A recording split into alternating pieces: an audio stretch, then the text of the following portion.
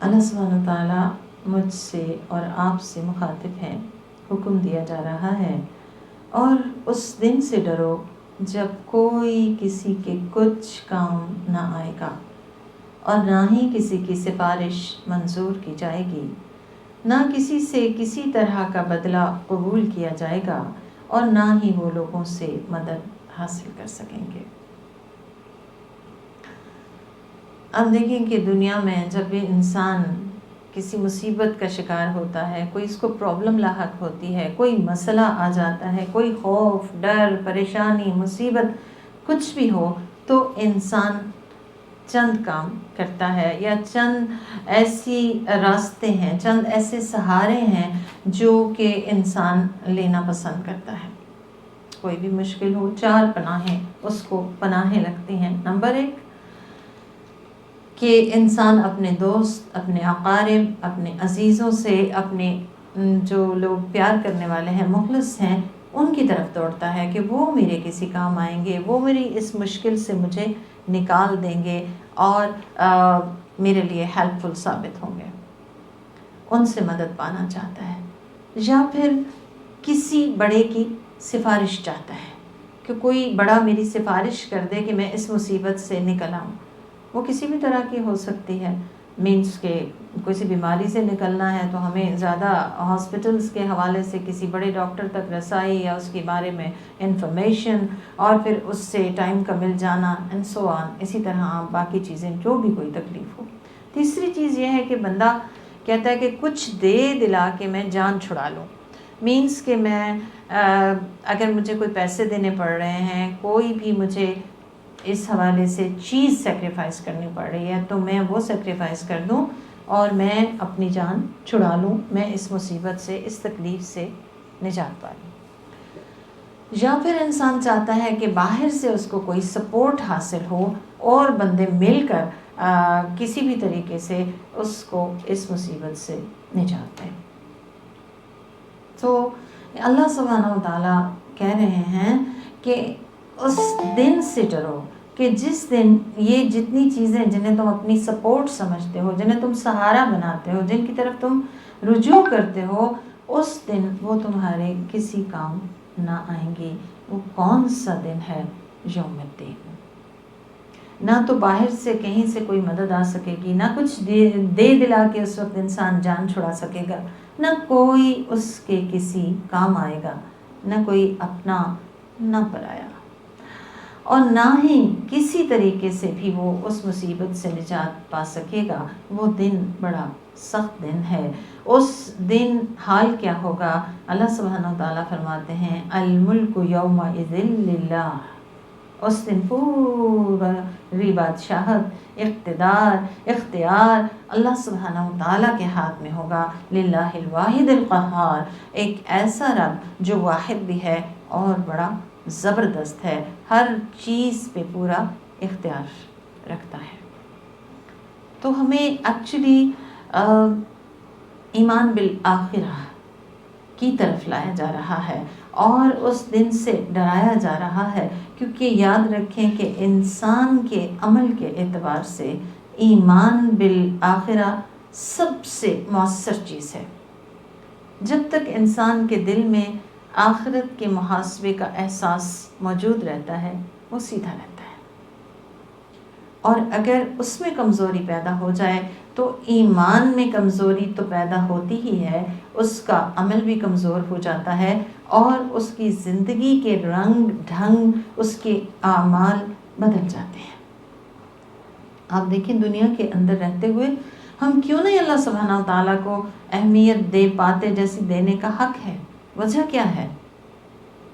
وجہ یہ ہے کہ ہم انسانوں پہ رلائی کرتے ہیں، یہ انہی 4 چیزوں پہ۔ کوئی مدد کر دے گا، کوئی کام آ جائے گا، کوئی پیسہ دھیلا دے کر ہم جان چھڑا لیں گے، کہیں باہر سے کمک آ جائے گی۔ تو ہوتا کیا ہے کہ پھر دراصل ہمارے دلوں میں انسان بستے ہیں، اور پھر وہ اللہ تعالیٰ کی یاد پہ، اس کی ذات پہ حاوی ہو جاتے ہیں، اور ہمارے دلوں میں اللہ کی یاد کی بجائے انسانوں کی یاد بسنے لگتی ہے۔ لیکن یہاں ہمیں یاد کرا دیا گیا کہ یاد رکھو قیامت کے دن، یوم جزا کے دن اللہ کے عذاب سے کوئی بھی بچا نہیں سکے گا۔ ایک اور جگہ فرمایا یوم یفر المرء من اخیہ و امہ و ابیہ و صاحبتہ و بنیہ، ایک ایک رشتہ اس کا نام لے کر ہمیں بتا دیا گیا یہ ایک ایسا دن ہوگا جس دن انسان بھاگے گا۔ ہر اس پیارے رشتے کا نام لے لیا گیا جس سے ہمیں توقع ہوتی ہے، ماں باپ، بہن بھائی، شوہر، اولاد، سب، کوئی کسی کا پرسان حال نہ ہوگا۔ اگر کوئی سفارش اول تو کوئی کرے گا ہی نہیں، کرے بھی تو قبول نہیں ہوگی۔ کوئی ہمارے گناہوں کے برابر معاوضہ دینا چاہے، فدیہ دینا چاہے تو وہ قبول نہ کیا جائے گا۔ کوئی فوج لا کے بندوں کی ہماری مدد کرنے کو آئے تو وہ فوج بھی ہمیں چھڑا نہیں سکے گی۔ تو ہم سب کو ضرورت کس بات کی ہے؟ اس دن کو یاد رکھنے کی، اور اس دن کی یہ خصوصیت یاد رکھنے کی کہ اس دن کوئی کسی کے کام نہیں آنے والا۔ انسان کو وہی ملے گا جو اس نے دنیا کی زندگی کے اندر پرفارم کیا ہوگا۔ اللہ تعالیٰ فرماتے ہیں کل نفس بما کسبت رہینہ، ہر نفس اپنے کسب کے عوض رہن ہے۔ اور رہن کیا ہوتی ہے؟ گروی رکھی ہوئی چیز، یعنی انسان اگر اچھے اعمال کرے گا تو اپنی جان کو جہنم سے آزاد کروا لے گا، کن اعمال کے بدلے میں؟ جو اس نے اس دنیا میں کیے ہوں گے۔ ایون اللہ کے رسول صلی اللہ علیہ وآلہ وسلم نے اپنی پھپھو سے اور اپنی بیٹی سے جو انہیں بہت عزیز تھی مخاطب کر کے فرمایا، حدیث میں آتا ہے آپ صلی اللہ علیہ وسلم نے فرمایا اے محمد کی پھپھی صفیہ، اے محمد صلی اللہ علیہ وسلم کی بیٹی فاطمہ، اپنے لیے کچھ کر لو، میں وہاں تمہارے کسی کام نہ آ سکوں گا۔ یعنی آپ نے کہا کہ دنیا میں جو کچھ مجھ سے مانگتی ہو وہ لے لو، لیکن وہاں میں تمہارے کسی کام نہیں آؤں گا۔ تو یہ وہ ڈر ہے جو ہم سے ریکوائرڈ ہے، اور اس بات کا احساس کہ یہ دنیا کیا ہے، ہاں ہماری حیثیت یہاں پہ کیا ہے، ایک اسٹیشن ہے جس میں ہماری حیثیت ایک مسافر کی سی ہے، تھوڑی دیر کے لیے ہم آئے ہیں اور اس کے بعد ہمیں یہاں سے رخصت ہونا ہے۔ یہ جائے قرار نہیں ہے، یہ ہمارا مقام نہیں ہے، یہاں ہم نے ہمیشہ نہیں رہنا۔ رسول اللہ صلی اللہ علیہ وسلم نے فرمایا کہ جس مسافر کو یہ ڈر ہو کہ وہ راستے میں رہ جائے گا یا وہ وقت پہ منزل پہ نہیں پہنچ پائے گا تو وہ رات کو سوتا نہیں، وہ سفر رات کا، یعنی اپنا جو اس کا سفر ہے اس کا آغاز وہ رات سے ہی کر دیتا ہے، اور جو ایسا کرتا ہے وہ بخیر و عافیت منزل پہ پہنچ جاتا ہے۔ آپ نے فرمایا سن لو اللہ کا سودا مہنگا ہے، سن لو اللہ کا سودا جنت ہے۔ اسے ترمذی میں ابو ہریرہ نے روایت کیا ہے۔ تو اگر ہمیں احساس ہو کہ ہم دنیا میں ایک مسافر کے طور پہ آئے ہیں تو ہمیں اپنی منزل کی فکر ہو۔ ہم نے دنیا کو منزل بنا لیا، لہٰذا ہم اپنی اصل منزل کو فراموش کر بیٹھے، اور یہ تھوڑا سا جو ٹائم پیریڈ ہے اسی کے اندر ہم نے اپنی ساری قوتیں لگا دیں، اور اصل جو سودا تھا اس کو ہم نے بھلا دیا کہ وہ کیا ہے اور کیسے ہم نے اس کو کرنا ہے۔ اور ہم دیکھتے ہیں کہ اللہ کے رسول صلی اللہ علیہ وآلہ وسلم آپ کا کیا حال تھا؟ آپ راتوں کو جاگ جاگ کے اللہ کے حضور میں قیام کرتے، گڑ گڑاتے، دعائیں کرتے۔ وہ ہستی کہ جو معصوم الخطا ہے، وہ ہستی کہ جو اللہ سبحانہ و تعالیٰ کی سب سے پسندیدہ ترین اور چنی ہوئی ہستی ہے، اس کا یہ حال ہے، تو پھر ہمیں کتنا کانشیس ہونے کی ضرورت ہے؟ یہ سوال تو ہمیں خود سے خود کرنا چاہیے، اور پھر اس دن کا سوچنا چاہیے کہ وہ دن کیسا دن ہوگا۔ احادیث سے جو باتیں ہمیں پتہ چلتی ہیں وہ یہ ہیں، جن میں سے چند باتیں یہ ہیں کہ سورج سوا نیزے پر ہوگا۔ آج کل آپ دیکھیں گرمی ہے، اس گرمی میں ہم اف اف کر رہے ہوتے ہیں، اور جبکہ الحمدللہ گھروں کے اندر ہوتے ہیں، پنکھے چل رہے ہوتے ہیں، کولر کولر چل رہے ہوتے ہیں، اے سی چل رہے ہوتے ہیں، لیکن سوا نیزہ بہت چھوٹا سا ہوتا ہے، 1 فٹ اتنا قریب سورج ہوگا، اس کی گرمی کو سوچئے، اور کہیں کوئی سایہ نہ ہوگا الا یہ کہ اللہ کے عرش کا سایہ ہوگا، اور اس میں بھی کون لوگ؟ وہ VIPs ہوں گے جن کو وہاں پہ جگہ ملے گی۔ دن بہت طویل ہوگا، 1000 سال کا، لیکن جنہوں نے دنیا کی زندگی ایمان کے ساتھ گزاری، عمل صالح کے ساتھ گزاری، ان کے لیے وہ دن بہت ہلکا ہو جائے گا۔ اور اس دن کی صفت یہ بتائی جاتی ہے کہ ہر ایک کو اپنی اپنی پڑی ہوگی، کوئی کسی کے کام نہیں آئے گا۔ یہ بھی پتہ چلتا ہے کہ سب کو رب ذوالجلال کے سامنے حاضر ہونا ہوگا، نہ کوئی چھپ سکے گا، نہ کوئی بھاگ سکے گا، نہ کوئی ادھر ادھر ہو سکے گا۔ اور حال یہ ہوگا یومئذ تحدث اخبارہا، اس دن زمین اپنی خبریں بیان کر دے گی۔ تو رسول اللہ سے سب پوچھا گیا کہ جب پوچھا گیا کہ زمین کی خبریں کیا ہیں، تو آپ صلی اللہ علیہ وسلم نے فرمایا کہ زمین کی خبریں یہ ہیں کہ زمین بیان کرے گی کہ میرے اوپر فلاں بندے یا بندی نے یہ اور یہ کام کیا۔ منہ، زبان، نطق واپس لے لی جائے گی، مینس منہ بند ہو جائے گا، منہ پہ مہر لگ جائے گی، اعضاء بولیں گے، ہاتھ بولیں گے، پیر بولیں گے، اور انسان کی جلد گواہی دے گی۔ اور پھر آپ دیکھیں کہ وہاں پہ صرف 2 ہی مقام ہیں، ایک جنت ہے، ایک جہنم۔ کون کہاں جائے گا، اس کا فیصلہ اس کی دنیا میں گزاری ہوئی زندگی کے مطابق ہوگا کہ اس نے دنیا میں کیا کیا۔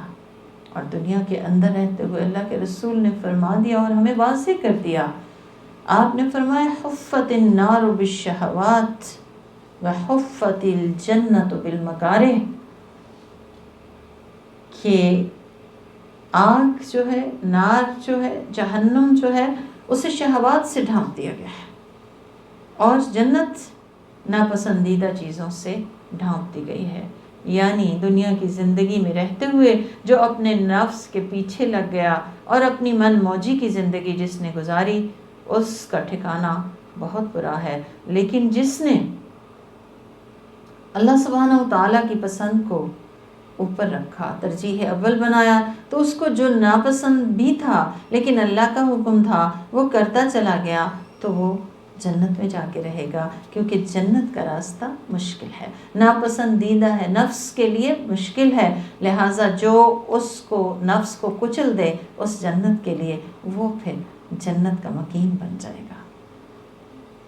آپ صلی اللہ علیہ وسلم نے فرمایا کہ میں نے جہنم کی آگ سے زیادہ خطرناک کوئی چیز نہیں دیکھی کہ جس سے بھاگنے والا سو رہا ہو، اور جنت سے زیادہ عمدہ چیز کوئی نہیں دیکھی کہ جس کا چاہنے والا سو رہا ہو۔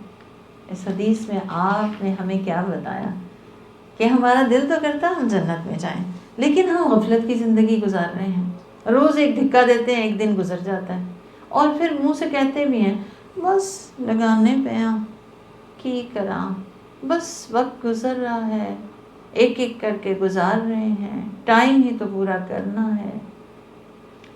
ایک مومن غفلت کے ساتھ زندگی نہیں گزارتا۔ اگر اس کو جنت چاہیے تو پھر اس جنت کی پرائس پے کرنے کے لیے تیار رہتا ہے۔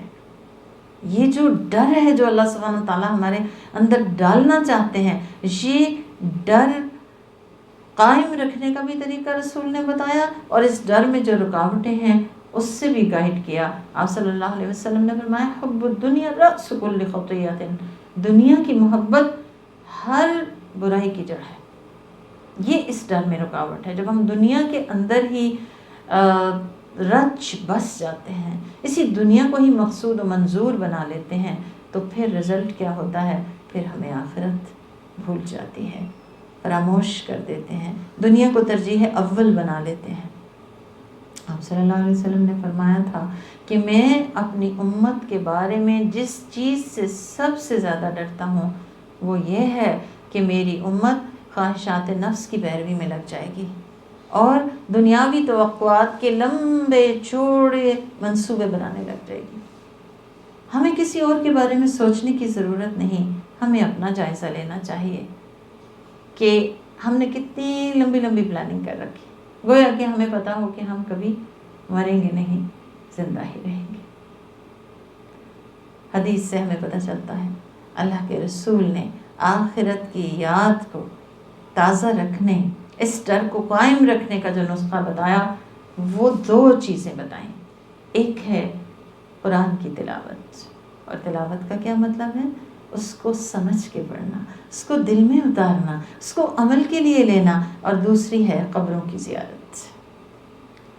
چونکہ آپ صلی اللہ علیہ وسلم نے عورتوں کے لیے کثرت سے وہاں جانے سے منع کیا، لیکن آپ نے پھر اس کے بعد اس کی اجازت مرحمت فرمائی اور کہا کہ یہ آخرت کی یاد دلاتی ہیں۔ تو جب کبھی آخرت کی یاد دھندلی پڑنے لگے، کم ہونے لگے، تو پھر ان دونوں چیزوں کو، ان کی مقدار کو تھوڑا سا بڑھانے کی ضرورت ہے۔ نارملی ہم یہ کہتے ہیں کہ